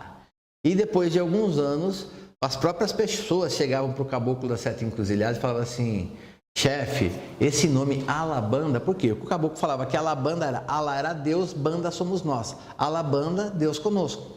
Falava que o nome Alabanda, porque o nome Alá, lembrando Deus, estaria muito ligado às religiões islâmicas. Então, o pessoal falava que não soava muito bem. E daí, então, por sugestões e pelo pessoal pedir para o caboclo trocar o nome, ele trocou de Alabanda para a Umbanda com o mesmo significado. Um é Deus, banda somos nós. Então o caboclo não criou a Umbanda, ele criou a Alabanda. Até pelo anseio das pessoas que o seguiam, ele acabou trocando o nome para causar pouca polêmica e para não gerar maiores discussões. Mas somente isso. O Lucas Fiorotti ainda diz uma coisa que eu achei meio... Porque foi tão natural que não foi debatido isso no mundo espiritual, né? Foi muito natural, assim, parece que ele caiu, tava caminhando nas nuvenzinhas, caiu em cima do Zélio, incorporou, eu vou aproveitar que eu tô aqui, vou fundar uma coisa aqui. No meio, na trajetória, a gente decide o que é. Claro que isso é um pensamento sociólogo. Claro que não foi pensado, mas não foi pensado por por um cérebro pensador. Claro que isso parte de um homem, parte de uma ideia. É uma coisa que eu sempre falo, assim, a gente tem que parar de divinizar a entidade. A entidade é tão humana quanto a gente. E não só o espiritismo de Kardec, mas a Umbanda, a Quimbanda, tá aí para nos alertar sobre isso. Sempre houveram espíritos ruins. Talvez o Zélio pode ter sido possuído por um espírito ruim, porque a narrativa de Zélio, ela mais causa distorções na Umbanda do que de fato ela colabora com o crescimento. Na medida do tempo, isso vai se converter mais positivamente, porque muita gente vai tomando as narrativas. Mas se fosse somente nessa narrativa, a Umbanda iria distorcer tudo que a gente acredita popularmente, porque de fato o que nós acreditamos é muito mais ancestral preto indígena do que de fato o Zélio. Ele fala que o Zélio ele traz essa forma de Umbanda. Essa forma de Umbanda já era também praticada há muito tempo, visto Bahia, tá? Bahia é mistura. Ali você tinha o indígena, você tinha o caboclo, você tinha o preto, você tinha o mestiço, você tinha o católico, o fervoroso, e você tem tudo isso misturado num único povo, em uma única crença. Então, não é também de Zélio. Ele colocou o altar, já tinha culto com o altar, já tinha tudo isso. Depois da Lei Áurea, a Princesa Isabel ela vai ser cultuada em um altar com flores brancas, com todas as paramentas que nós vemos na Umbanda atual, a Umbanda dita tradicional. Vemos tudo isso. O Zélio ele reproduz o que ele viu e dá os seus próprios toques. Ele não cria nada. Criar algo do zero sozinho é quase impossível. Tudo é uma transformação. E o esquisita, ele diz o seguinte, ele diz que um caboclo, que é um indígena, que um caboclo poder ser uma pessoa branca é um absurdo. Dizer que o espírito de um negro, que também pode ter sido ou ser uma pessoa branca, isso também é um absurdo e que isso só se tornou possível depois da Umbanda de Zélio de Moraes. Aí eu fico sem entender. Por que eu fico sem entender? Quer dizer, o caboclo, ele pode ser o indígena, ele pode preferir usar essa manifestação fluídica, essa forma espiritual. Isso não significa que ele já não tenha encarnado, sabe, na África, que ele não tenha encarnado na Ásia, que ele não tenha tido uma encarnação na Europa, ou mesmo entre os incas e maias, ou mesmo entre os índios norte-americanos. Uma coisa não tem nada a ver com a outra. Mas o que ele está falando é que antes de Zélio era impossível. Pelo que ele está falando, o espírito do negro só pode ser negro, o espírito do índio só pode ser índio, o espírito do branco só pode ser branco. É o que o Fiorotti está dizendo. É basicamente assim mesmo. E o que ele fala é refutado com a cultura hindu, que o próprio Kardec vai se apropriar para poder trazer a narrativa da reencarnação. Nas leis de reencarnação existe sim o território. E depois o Chico Xavier vai escrever o livro Nosso Lar, onde novamente isso pela terceira vez na sociedade é explicado que as sociedades espirituais são divididas igualmente como as sociedades geográficas nossas aqui no plano encarnado. Por quê? Porque tudo que é ligado no céu é ligado na terra e vice-versa. São leis que essas três figuras vão trazer. Aí, do nada, isso é quebrado na Umbanda de Zélio. Do nada. E o David, ele tá certo, porque o David, ele lê a Umbanda a partir do viés de homem preto que ele é. Na cultura africana, por geral, toda ela, não só a proto-banto, mas toda a cultura do continente africano, abaixo do subsaariana, qual foram esses escravizados que vieram para cá? E o culto ao espírito é o espírito ancestral. Eu não estou cultuando o espírito do pai do fulano de tal. Eu estou cultuando o espírito do meu pai. Então, esse espírito é da minha família, é de uma linhagem familiar.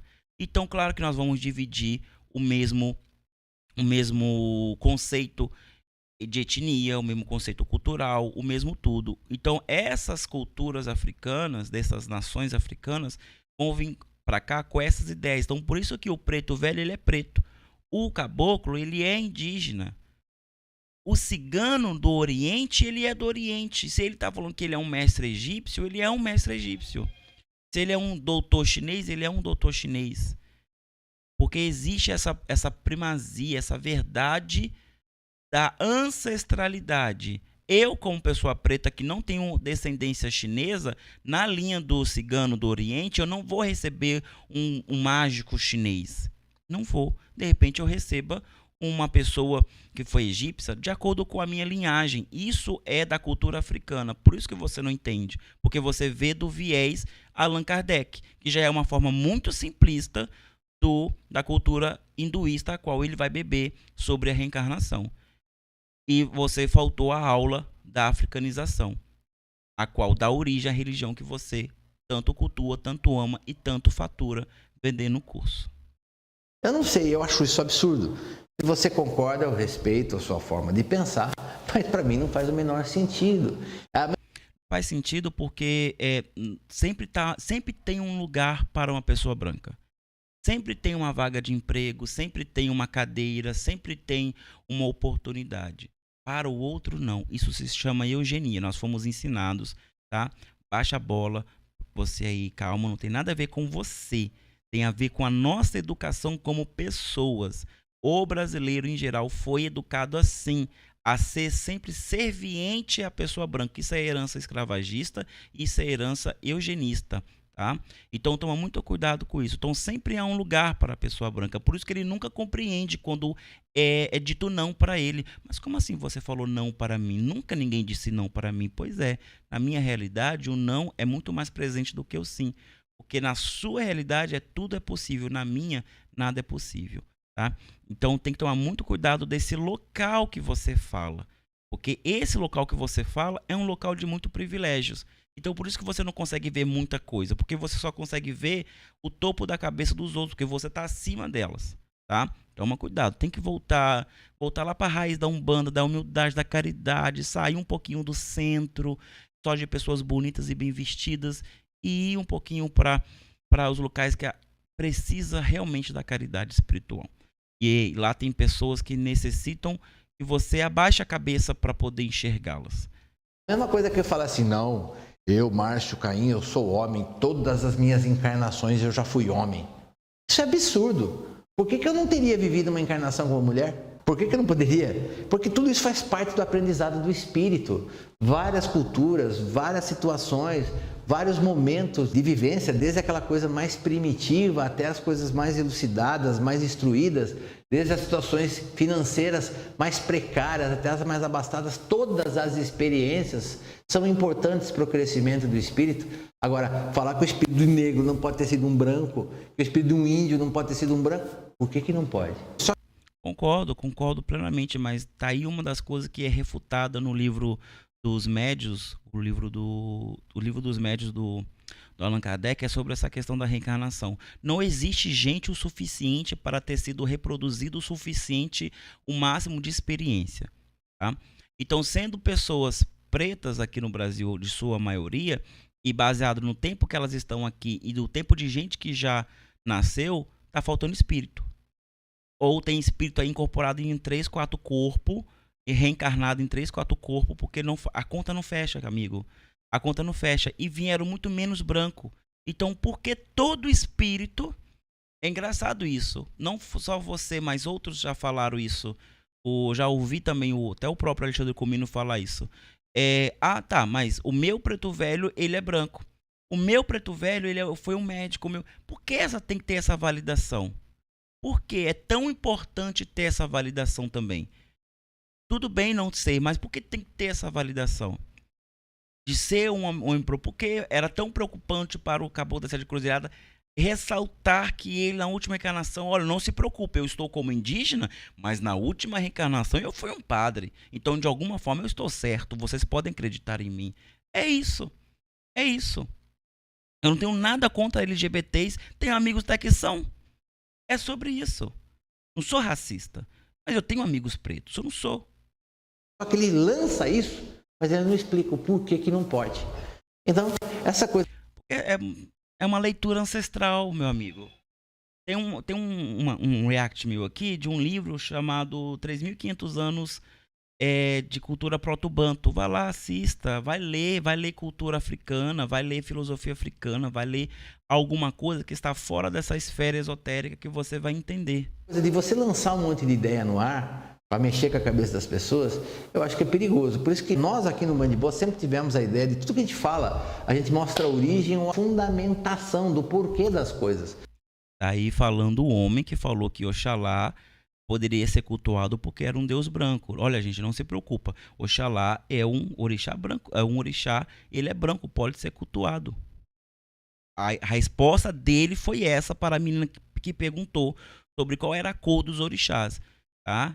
Ele falou que não tinha cor, era cósmico, era aquilo, mas depois ele lembrou que Oxalá é um orixá do branco e vai lá e fala, não, pode, é branco, pode ir lá.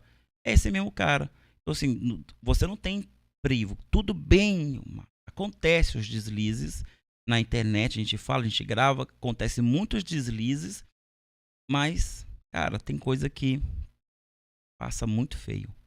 Passa muito feio. Então, eu acho super válido a narrativa do David. Não é um artigo científico para ter tanta biografia assim. E se tivesse, tenho certeza que você não teria lido, tá? Porque tenho certeza que você não leu nem a metade dos livros que falam sobre tudo isso. E o viés. O viés é muito importante. E o viés que você pega é o viés esotérico. Então, você nunca vai encontrar no viés esotérico citações de filosofia e de cultura preta, porque o viés esotérico só pensa na Europa. Porque se você não fala por que as coisas são desse jeito, não faz sentido nenhum. E o Guilherme Watanabe ainda resume que Zélio de Moraes seria a história de um homem branco classe média que se apropria da cultura dos centro-africanos e seus descendentes. E além disso, apaga e invisibiliza a cultura dos centro-africanos ao se dizer fundador de algo que na realidade já existia. Então vamos lá, pessoal, vamos dar um apanhadão geral do que eu achei de tudo isso, fora dos comentários que eu já fiz.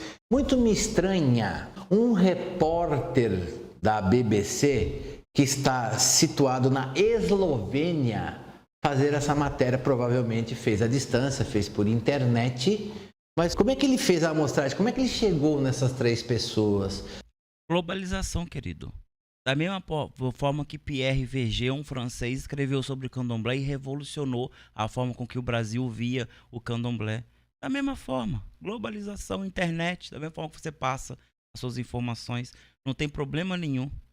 Por que só nessas 3 pessoas? Por que a amostragem não foi maior? Por que ele não mostrou a opinião de um lado e a opinião do outro? Eu acho até que dessa forma como essa matéria foi feita, ela fica discutível e está, para mim, Márcio, ninguém é obrigado a concordar comigo, me soa ser tendenciosa. Parece que ele está apoiando as pessoas que não concordam com Zélio ser o fundador da Umbanda. É, porque os fatos levam a isso mesmo. Isso é normal num debate. E o debate sempre foi feito por vocês. Sempre foi. Todo vídeo, a maior parte dos vídeos que estão aí na internet são feitos por vocês. Vocês sempre tiveram o privilégio da mídia, o privilégio das revistas, o privilégio das rádios, o privilégio da internet, o privilégio das câmeras, o privilégio do microfone. Agora que nós estamos tendo esse privilégio. Agora. Então, baixa um pouquinho a sua bola. Escuta um pouco. De repente você vai aprender muita coisa que vai enriquecer a sua Umbanda, se a sua Umbanda tem a intenção de levar a caridade. Pode ter muitas pessoas pretas sofrendo na sua casa e você não sabe do porquê que elas estão sofrendo, porque você não entende as dores dela. E você está injetando uma coisa que não vai a curar. Pode ser. Acontece, pode ser uma coisa até sua também, uma vez você sendo latino, tenho certeza que deve ter pessoas pretas, indígenas na ramificação da sua família, porque não existe ninguém puro aqui no Brasil. Ninguém aqui é branco, europeu, do olho azul, a não ser quem vem de fora. Caso contrário, não, é latino-americano.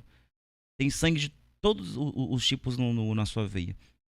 Então, acho válido sim tomar esse partido, porque é uma narrativa que tem que ser ouvida. E quem dera se todo umbandista moderno tivesse essa oportunidade, tá? Porque de repente aí o senso poderia mudar. Porque muito do preconceito que vem da macumba contra todos os tipos de manifestação religiosa afro-brasileira, a qual a Umbanda se classifica, não é classificado nos censos por causa do racismo que existe contra essas religiões, tá? Que nem o embranquecimento da Umbanda conseguiu quebrar. Então, Márcio, de repente, se todo mundo tivesse essa informação da questão que o David traz nessa matéria e quebra essa narrativa, de repente muita coisa poderia se transformar. Os umbandistas que se converteram poderiam de repente voltar. As dores que antes não eram curadas poderiam ser curadas, porque tem muita dor que é ancestral. Tem muita dor que é ancestral. Sabe por que eu sei? Porque o estudo da dor ancestral só foi estudada depois da Segunda Guerra Mundial, percebida nos judeus.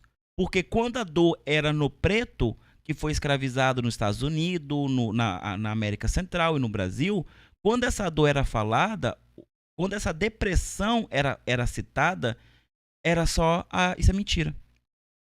Isso não existe porque eu não sinto. Então agora que o judeu sente, é válido? Entende? Então é justamente, se você não sente, você não pode falar. Então eu acho digno.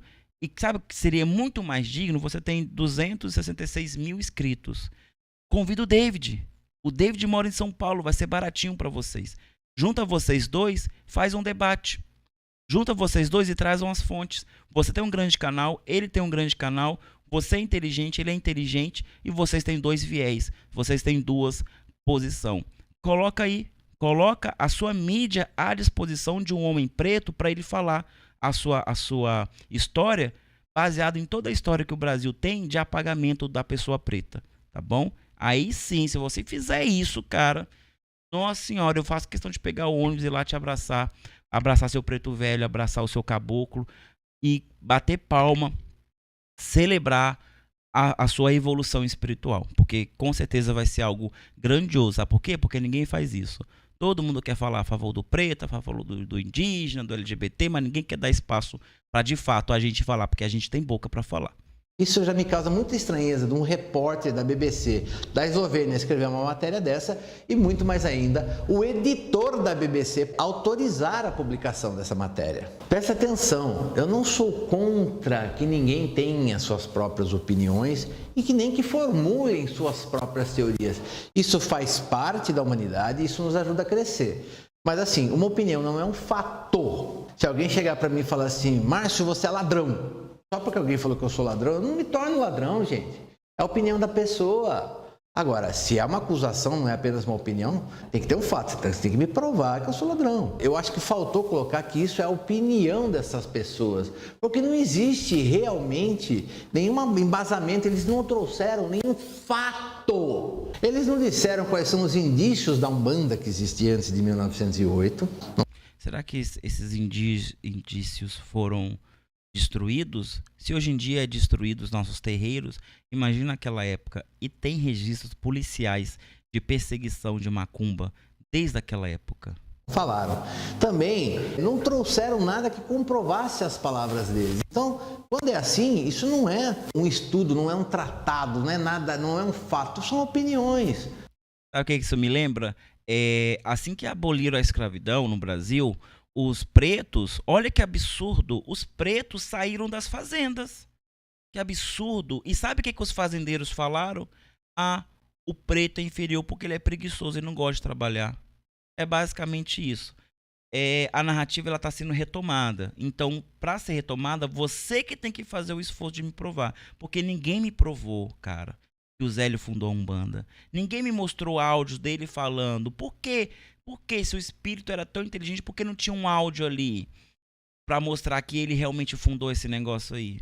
Pelo amor de Deus, o fato só serve para nós e não serve para você. Então, desvalida Zélio também, porque não existe registro nenhum que Zélio fundou nada. Existem um monte de repórter que porventura faziam parte das tendas de Zélio que falava a favor de Zélio. É a mesma coisa de eu contratar um jornal para falar bem de mim. Não dá, né, cara? Eles têm direito a ter opiniões, nada contra o Lucas Lucena, o Guilherme Altanabe, nem o David Dias, nada contra. Eles têm direito de ter a opinião deles, até de externar a opinião deles. Mas do jeito que ele foi colocado na matéria, parece que isso é uma tendência dos atuais, que todo um bandista da atualidade pensa dessa forma. Mas deveria, sabe por que não pensa? Porque a educação sempre foi hegemônica, sempre foi eugênica no Brasil. Quem fundou as escolas brasileiras, pessoal, quem fundou as escolas brasileiras que vai dar esse boom de crescimento educacional, o primeiro passo para a alfabetização brasileira foi o Vargas. E o Vargas, ele é o promissor dessa questão eugênica, do embranquecimento não só da religião, mas de toda a população, em pensamento e em pele. Então essas pessoas vão reproduzindo. Os livros foram mudados para isso. Por que não se conta história de gente preta nos livros? Cadê esse povo todo? Eu me vejo como preto, mas não vejo o meu povo na história, só vejo como escravo. Por quê? É uma coisa ligada à outra. Por isso que as pessoas pensam dessa forma, porque não foi apresentado. Só que agora com a internet, e que graças ao bom Deus existem pessoas como esses historiadores que estão trazendo à tona na internet, e a gente pode fazer isso. Porque a internet, contrário do que no passado, quando tinha escolas alternativas, elas eram fechadas pelo novo governo, você sabia? Quando, por exemplo, eu, um professor preto, se eu quisesse dar aula particular, eu não poderia fundar minha própria escola alternativa, porque isso era contra o governo, porque você tinha que receber a educação do governo, que era uma educação de doutrina militar, tá? Governo Vargas, pós fundação de Zélio. Então tudo isso vai sendo construído, contornado para sempre manter o eurocentrismo, tá? Isso não tem nada a ver com você, pessoa branca, tem a ver com uma ideia de que o Brasil só daria certo se ele fosse branco e eurocêntrico. O Brasil só daria certo se fosse um espelho da Europa. Por isso que todos esses planos fizeram com que criassem políticas públicas para que nós, pretos, indígenas, não tivéssemos privilégios nenhum e nem sequer o básico, tipo ter terra. Os meus parentes do passado não poderiam comprar sua própria terra. Só que a pessoa europeia que chegava aqui, ela ganhava uma porção de terra. Entende? Então, existe o privilégio de você ganhar e o problema de você não poder nem comprar. Nem se eu tivesse o dinheiro eu poderia comprar. Era contra a lei. Fora todas as outras leis que marginalizavam a minha existência, como o homem preto que não poderia estar na rua se não tivesse um tipo de registro de trabalho. Caso contrário, ele ia ser enquadrado na lei da vadiagem e ele deveria ser preso simplesmente por estar andando na rua, enquanto qualquer pessoa branca europeia poderia andar tranquilamente. Isso são questões de privilégio, são formas com que são ensinadas, é propagada, por isso que existe essa luta, e graças a Deus tem pessoas como o David e sua equipe que estão trazendo isso à tona, e agora as pessoas estão pensando muito mais. O problema é quando pessoas como você, Márcio, que pregam a evolução, o desenvolvimento, e acha que vocês estão no topo, vocês sabem tudo, vocês são a áurea que clareia toda a evolução humana. Vocês são os grandes avatares da Umbanda. Graças a Deus existe o Márcio Caim que nos protege, nos defende todo santo dia. Você é passivo de erro também, meu amigo. Você pode assumir, olha, estive errado esse tempo todo, a história, tudo que já foi apresentado, existe um outro viés, existe uma outra história que pode não ser total verdade, mas ela vai de contrapartida a outra que é total mentira também, e no meio das duas pode ter ali um pouco mais de coerência, porque de fato a verdade nós nunca saberemos, né? Infelizmente. Então, como um bandista, eu acho que o exemplo deveria vir de você, de ter mais empatia e ter mais disponibilidade de aprender uma outra coisa, tá? Que não é verdade, gente. Então, isso tudo me preocupa muito. Prova que não é verdade, traz as fontes.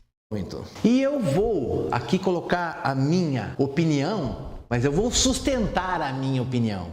Eu acredito plenamente que Zélio de Moraes foi o fundador da Umbanda.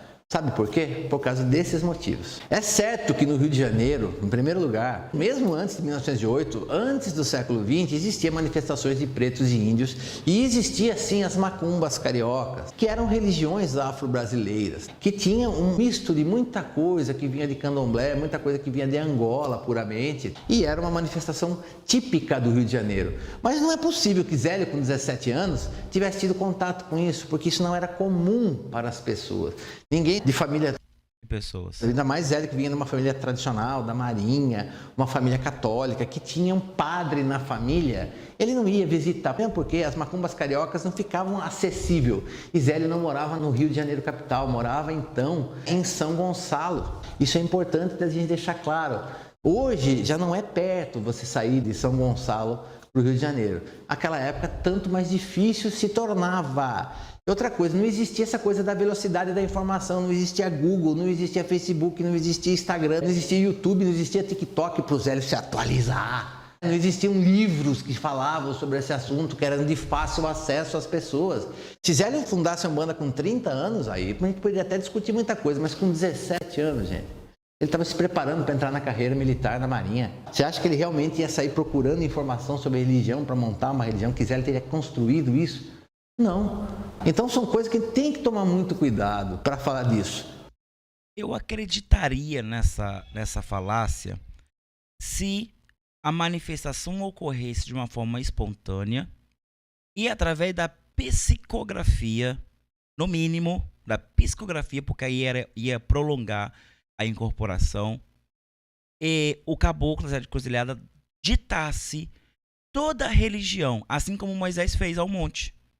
Tá? Moisés trouxe a religião pronta. Ele trouxe o livro, todos os livros, 10 mandamentos, o Levítico, e deu a religião pronta. Acreditaria se fosse assim, mas a própria Umbanda de Zélio, ela se desloca para um outro local.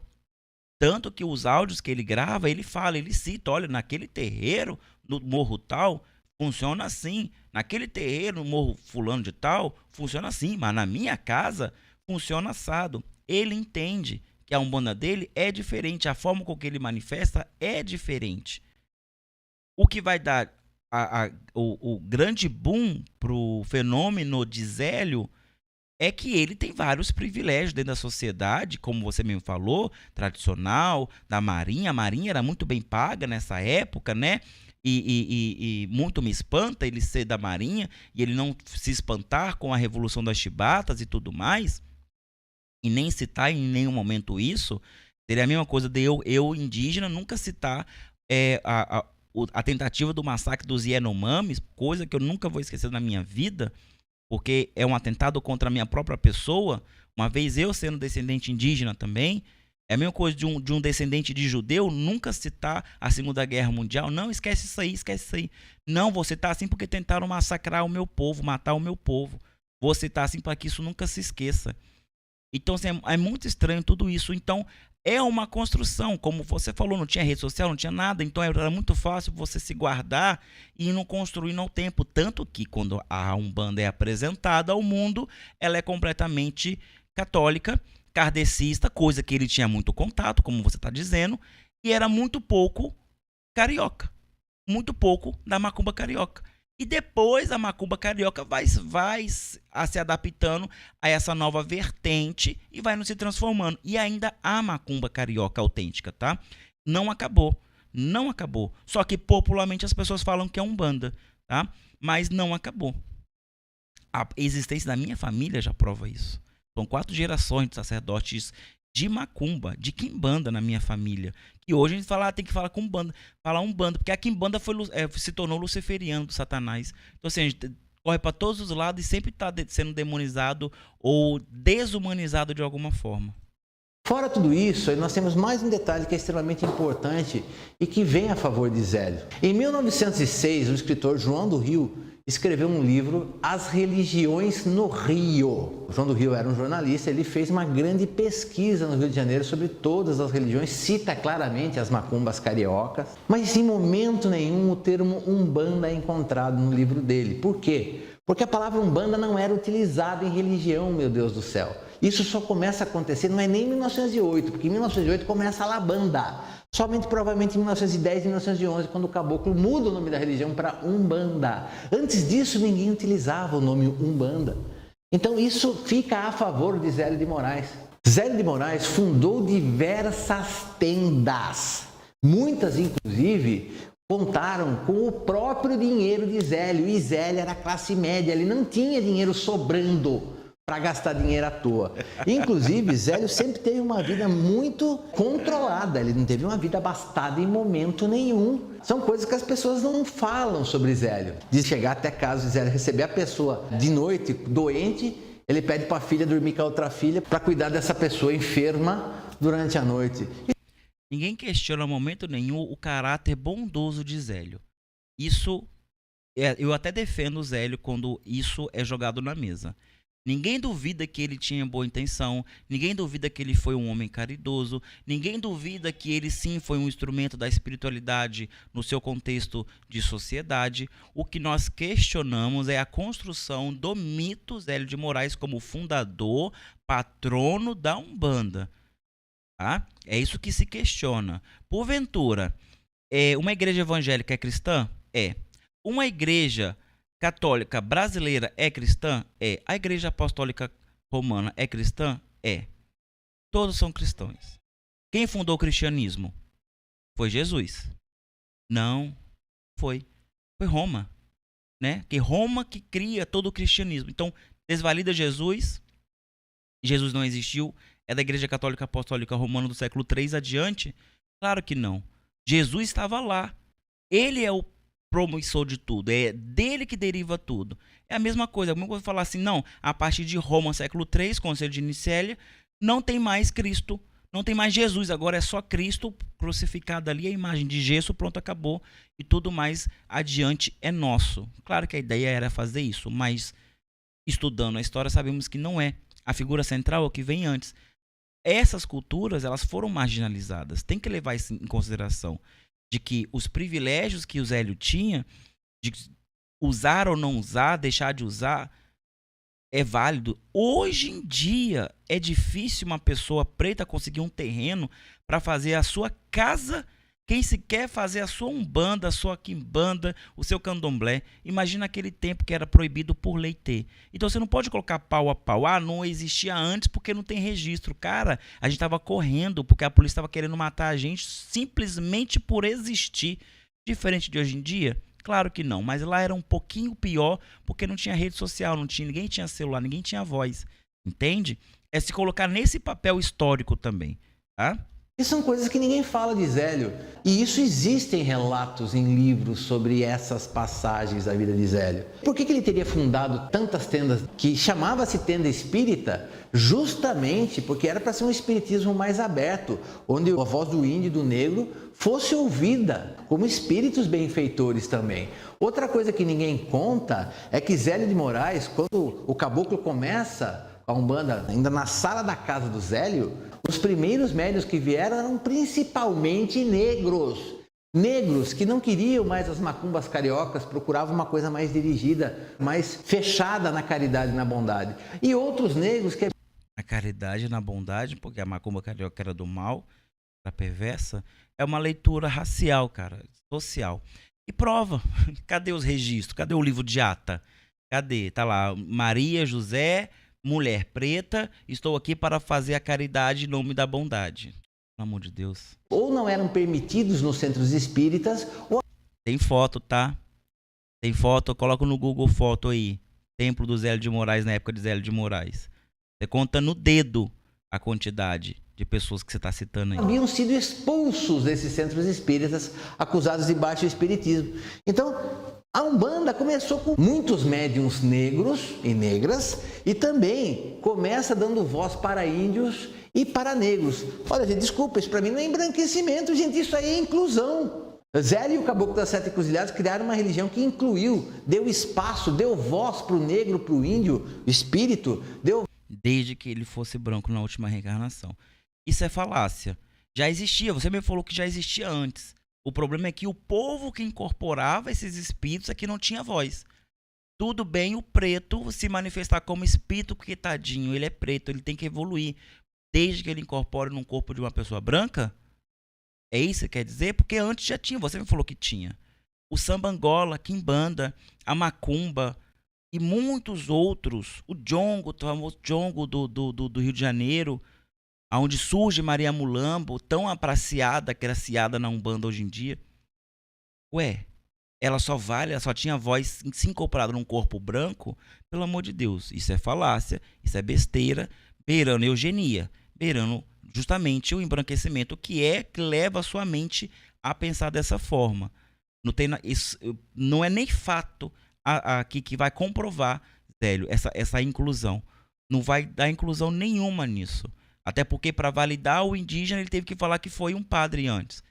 Para validar o pai João, tem que falar que ele foi um médico, que na verdade ele é o Dr. Fritz, fingindo ser um preto velho. Ué, esse preto velho não tem voz, esse preto velho não é válido, o preto velho do morro não é válido. Pratica-se muito mais caridade no morro, onde existe sofrimento, do que num bairro de classe média alta, a qual ele fazia no próprio Niterói. E tem um outro caso também que de repente, não sei se ele vai colocar à tona, que é a questão das tendas ser fundadas por militares. Será que isso também conta por alguma coisa?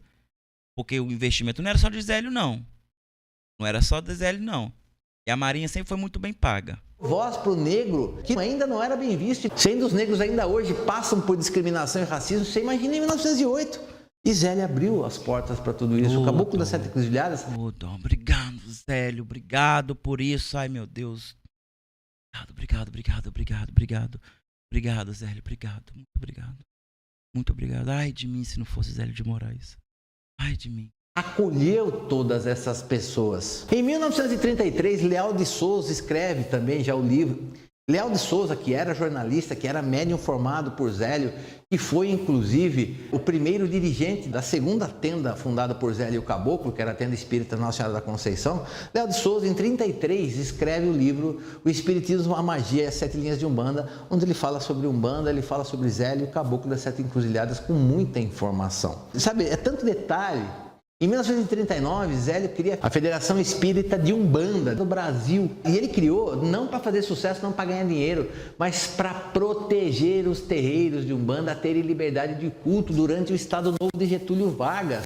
Getúlio Vargas criou uma lei que realmente prejudicava muito, não somente umbandistas, praticantes de religião afro-brasileira, mas também maçons e outras categorias passaram por uma lei de mistificação. E, inclusive, Zélio cria essa Federação Espírita para realmente proteger, criar um órgão que protegesse os terreiros da ação do Estado, que muitas vezes era uma ação muito cruel. Perfeito. Perfeito. Isso só demonstra que tinha equipe, tinha condição, tinha uma inteligência. Agora imagine a dona Florinda, minha bisavó, deve ter sido macumbeira junto com Zélio na mesma época. Ela no morro do Bela Vista Colatina, um lugar que foi comandado por coronéis até o meado dos anos 60, surge essa lei que só vai dar aval para mais crueldade em cidades pequenas. Ela vai lá no cartório, eu queria registrar aqui o meu terreiro de macumba. Que terreiro de macumba, minha velha? Você tá doida? Essa mulher, o que vai acontecer com essa mulher, Márcio? Pelo amor de Deus, que leitura de época é essa?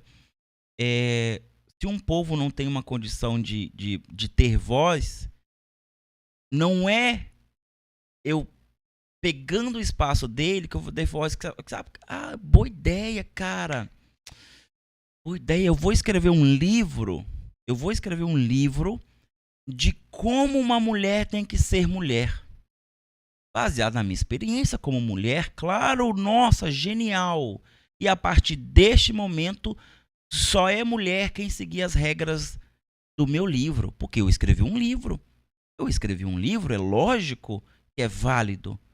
Porque as mulheres não podem escrever livros, né? Pelo amor de Deus. É muito infantil esse argumento. Inclusive, a Federação Espírita de Umbanda do Brasil cria um manual que é entregue nas mãos do próprio Getúlio Vargas para que as pessoas pudessem ver a Umbanda de uma forma diferente. O que eu quero deixar claro é que Zélio dedicou uma vida toda à caridade.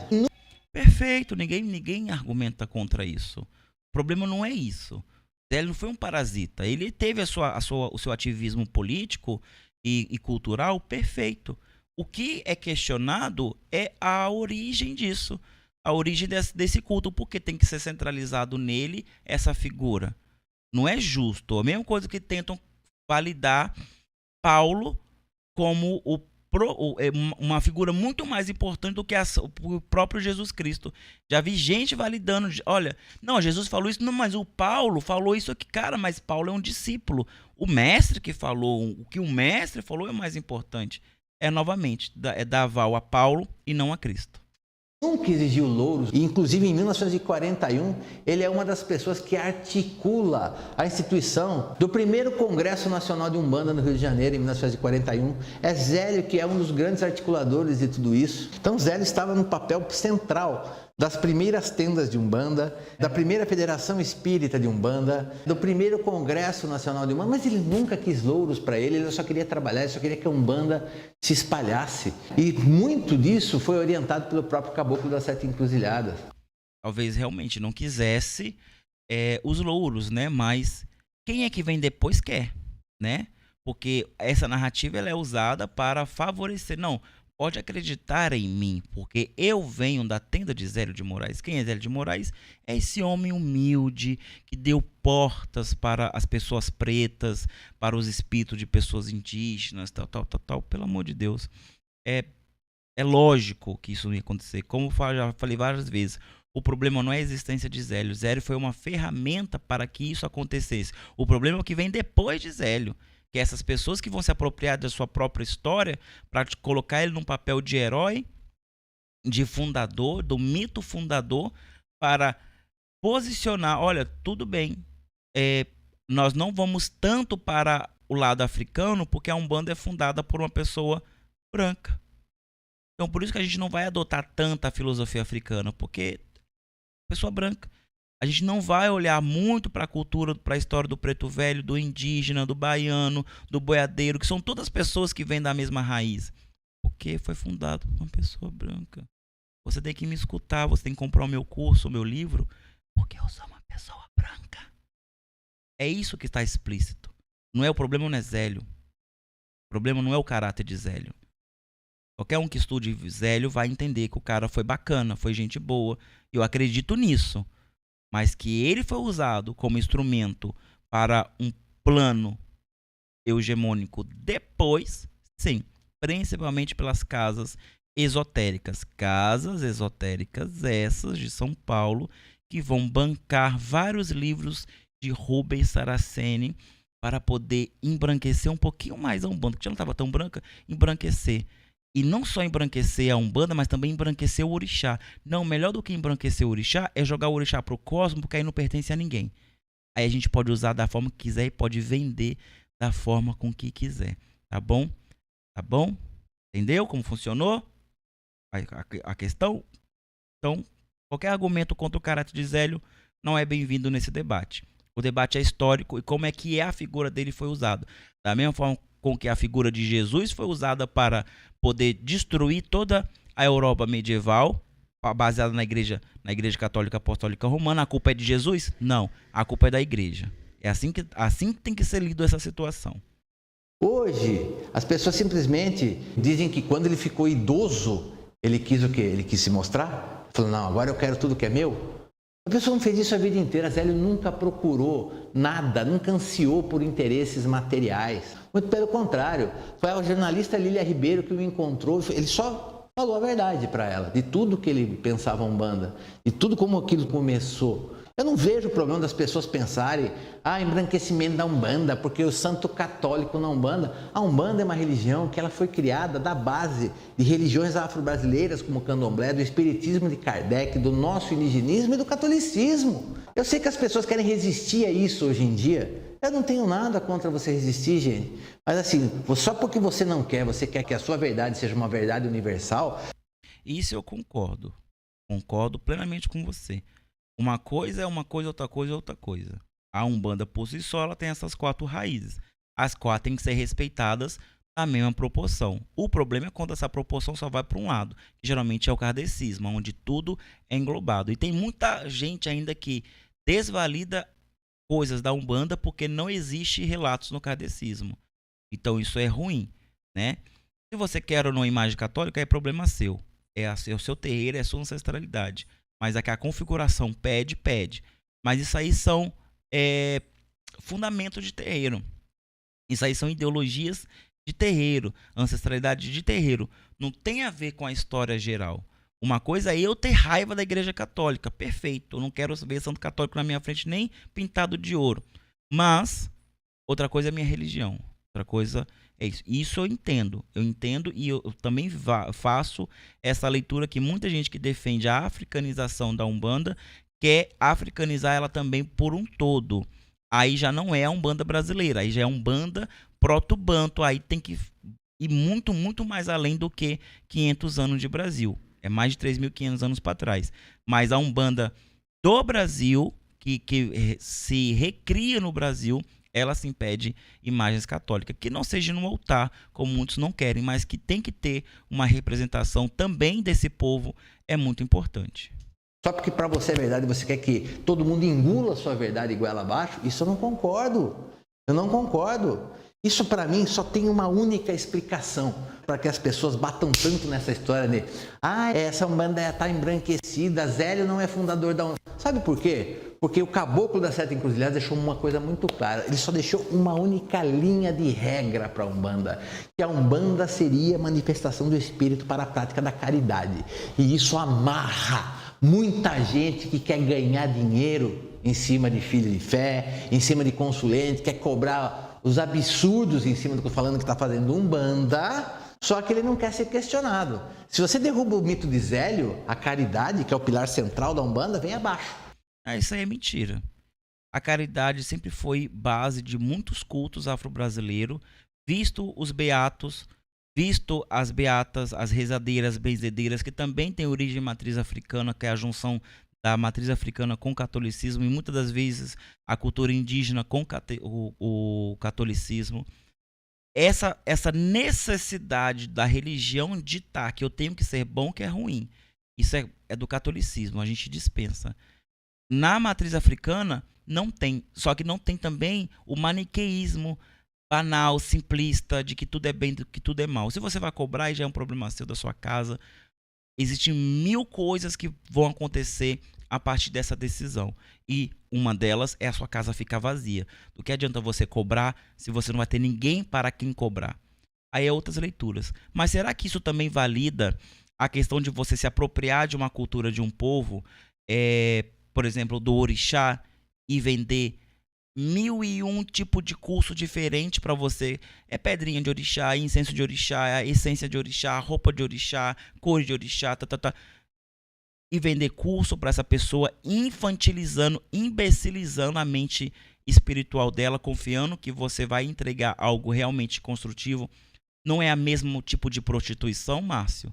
Vender um tipo de formação sacerdotal baseada em tudo que você falou aí, através de mídias não convencionais, ancestrais, onde não tem uma experiência real, e mesmo assim validar que essas pessoas podem tratar outras pessoas em troca de dinheiro. Isso também não é uma forma de prostituição, e nem precisou tirar Zélio para você fazer isso, e outros fazerem também. Então sim, tire primeiro a pedra do seu olho para depois tirar o cisto do olho do outro. E outra, conheço o trabalho dessas pessoas que escreveram essa matéria, e nenhuma delas cobra nada não, tá? Ao contrário, tiram do seu próprio bolso para ajudar muita gente, coisa que eu não vejo ninguém fazendo. Quando existe um ato contra um terreiro ou contra um macumbeiro, eles vão lá e ajudam, coisa que eu não vejo gente como você fazendo. Talvez você faça e eu esteja sendo injusto, e você não mostra, você não divulga, ou ninguém cita você nesses atos. Desculpa se isso acontece, mas eu não vejo a galera da Paz, Amor, Luz e Caridade da Umbanda, esse povo todo, fazendo a caridade real para pessoas necessitadas. Eu vejo elas dentro dos seus terreiros, cantando uma única música, incorporando os seus diversos orixás, e muitos deles inventados, para poder se autovalidar numa religião até elas se cansarem. Daqui a pouco largar tudo e virar evangélicas. É isso que eu vejo, porque é uma religião vazia, sem raiz nenhuma, sem raiz em nada. É isso que eu vejo. Então, assim, existem muitas formas de prostituir uma religião e vocês fazem isso e sem precisar tirar Zélio. Sem precisar tirar Zélio. Então, é um outro argumento quebrado. Aí vira o Brasil. Todo mundo cobra quanto quiser. Para você entrar em terreiro, não vai ser entrada, vai ser ingresso, né? Você vai pagar R$100 para entrar no terreiro, R$300 para tomar um passe, R$500 para tomar um banho e assim. Antes fosse. Sabe por que se antes fosse? Porque o Edir Macedo faz isso também e a igreja dele é gigantesca. Antes fosse. A igreja católica faz isso a vida inteira, mais de 10 séculos de existência, se não há muito mais séculos de existência, quase 20 séculos de existência. E ela fez isso a vida inteira e ninguém fala nada. E Jesus também pregou a caridade. E ela tá lotada, tá cheia. As pessoas estão no poder, com voz, com... Eu acho que a Umbanda deveria sim fazer isso de uma forma organizada. Tem um problema nenhum. O problema é que essas pessoas pretas, quando elas passarem a ter dinheiro e poder comprar espaço na mídia, elas vão poder falar verdades. De repente, esse pode ser um medo também de uma branquitude frágil. Não sei. De repente, vai que é, né? Não sei. Posso estar errado. Porque o dinheiro só vale para você bancar esse estúdio. Mas, para mim, não. Vai, porque a caridade vai se perder. As pessoas que teimam em querer macular a obra de uma pessoa tão devotada, sem esperar nada em troca, inclusive, o pai Ronaldo Linares fala uma coisa que eu gosto muito sobre Zélio. Quando eu olhei para o Zélio, no apartamento da filha dele, no final dos anos 60, quando eu olhei para ele, parecia que eu estava olhando para o Chico Xavier. Tamanha a humildade que Zélio tinha. Agora, os sacerdotes de Umbanda, pais e mães de santo, não querem mais ter humildade. Não querem trabalhar pela caridade. E aí, se eu conseguir destituir e desqualificar Zélio como fundador da Umbanda, a caridade cai por água abaixo, e aí eu faço o que eu quiser dentro da Umbanda. E assim dizem as vozes da minha cabeça. Olha, pessoal, eu não sei quantos pensam igual a mim, eu espero que muitos. Quanto mais eu estudei Zélio de Moraes, o pessoal fala, mas Zélio de Moraes foi vereador, inclusive ajudou a construir escolas. A Tenda Espírita Nossa Senhora da Piedade, no tempo que Zélio foi vereador, foi uma escola para alunos carentes, ninguém sabe dessas informações, ninguém divulga. Zélio foi uma pessoa que só se dedicou, ele nunca quis ganhar dinheiro, porque se fosse para ganhar dinheiro, ele tinha morrido milionário. Ele morreu em condição humilde, gente. Não pensa que ele morreu com posses, não. Que ele deixou muita coisa para os filhos. Muito pelo contrário, viveu a maior parte da vida de uma farmácia, de uma drogaria que ele tinha. Então, assim, essa coisa, você não querer dar o verdadeiro crédito a uma pessoa como o Zélio, você quer valorizar quem? Eu não estou falando que não existiam manifestações espíritas de escravos, com manifestações de caboclos, com manifestações de pretos velhos, antes de Zélio, do caboclo das Sete Cruzilhadas. Isso não é verdade. Agora, falar que o que eles faziam era Umbanda, não. A Zélio cabe o crédito, e ao caboclo das Sete Encruzilhadas principalmente, de cunhar o nome Umbanda, que não era utilizado antes de 1908, e da ritualística que ele criou. Lembrando que tudo começou muito simples e aos poucos o caboclo foi permitindo a chegada do Orixá Malê, em 1911 ou 13, não me lembro agora, que chega trazendo o conceito de orixás. E você foi lá na Nigéria para saber onde é a origem desse orixá Malê? Cadê as fontes? Não tem fonte, meu amigo. Não existe. Ele estava fingindo. Vamos terminar, depois eu concluo tudo. Falta 4 minutos. Os médiuns que vinham das macumbas cariocas perguntavam se podiam usar o charuto, se o caboclo podia usar charuto. E o caboclo das Sete Encruzilhadas, apesar de não usar artigos de fumo, permitiu isso. E o atabaque foi chegando depois, tudo com o consentimento do caboclo das Sete Encruzilhadas. Ah, então as coisas foram chegando devagarzinho, né? De acordo com o que descia do morro, ele foi autorizando. Ah, isso eu valido, isso não valido. Ah, entendi. Então não saiu tudo da cabeça dele, não foi nada planejado. Então, gente, a nossa Umbanda é muito diversa. Zélio, ele viu a Umbanda ficar com tantas doutrinas diferentes, com tantas formas de pensar e nunca se interpôs contra, porque ele sabia que o que importava era a manifestação do Espírito para a caridade. É porque ele não se via como fundador de nada, ele não se via, ele foi criado isso depois. Ele era mais um que queria agregar ao culto, só isso. Eu valorizo o Zélio como grande fundador e pai da Umbanda, sim. Eu acredito que a Umbanda tenha como pilar principal a caridade. Foi a informação principal que o Caboclo das Sete Encruzilhadas nos deixou. Se nós perdermos isso, nós podemos perder tudo. Mas agora, diante de tudo que eu disse aqui, eu deixo para você, da família Umbanda de Boa, chegar às suas próprias conclusões. E este foi o vídeo de hoje. Por favor, não só a família Umbanda de Boa, seja bem-vindo. Tem muito vídeo aí que a gente explica e refuta esse tipo de ideia, esse tipo de posicionamento, mas também o pessoal aqui que é membro e participa aqui dos vídeos. Por favor, agreguem as suas opiniões, isso é muito importante aqui nos comentários. E, novamente, nada contra o Márcio Caim, nada contra. Eu acho que só é uma pessoa que não está querendo ver um outro lado, um outro viés. É uma pessoa muito apaixonada pelo viés a qual ela está muito confortável, já está ganhando seu dinheirinho com seus cursos, e vai ter que regravar se ele entrar numa outra postura. Eu sei, cara. Olha, eu particularmente tive muito problema para aceitar essa questão do Zélio. Já tive, aqui eu vou mostrar depois, do canal Carol Filha de Oiá, que foi um vídeo que ela fez que abriu muito os meus olhos. Já tinha muitos pensamentos sobre, mas não tinha nada bem validado. Para mim foi uma reconstrução isso. Agradeço muito ao meu filho de santo, Alexandre, que me abriu muitos olhos para muitas coisas que eu era cego. E isso me abriu portas para pesquisar mais. Eu acho que isso é evolução. Isso é evolução. E eu agradeço muito a educação que eu tive de minha mãe de sempre aceitar novas formas de ver o mundo. Muito. Isso porque ela viu um mundo bem paralelo ao nosso. E eu gosto muito disso. E eu acho que o Zélio não tem problema nenhum. A figura do Zélio tem que ser estudada, a figura do Zélio tem que ser replicada. É um homem que, se fosse dos dias atuais, tenho certeza que ele falaria: olha, não foi eu que fundei a Umbanda, não. Vocês estão equivocados. Mas e daí? O que vale é o papel a qual ele desempenhou.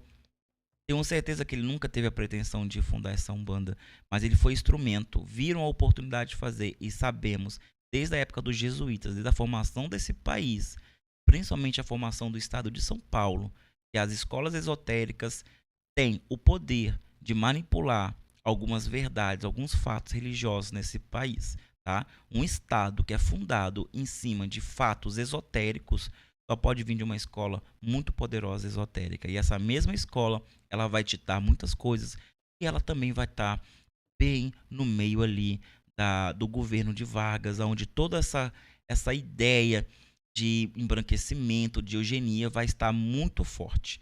Tá bom? Como ele mesmo falou, Vargas colaborou muito para a distorção da Umbanda, mas visto que não tinha como, bom, eu não posso vencê-los, então vou me unir a eles. Aconteceu a mesma coisa em Roma.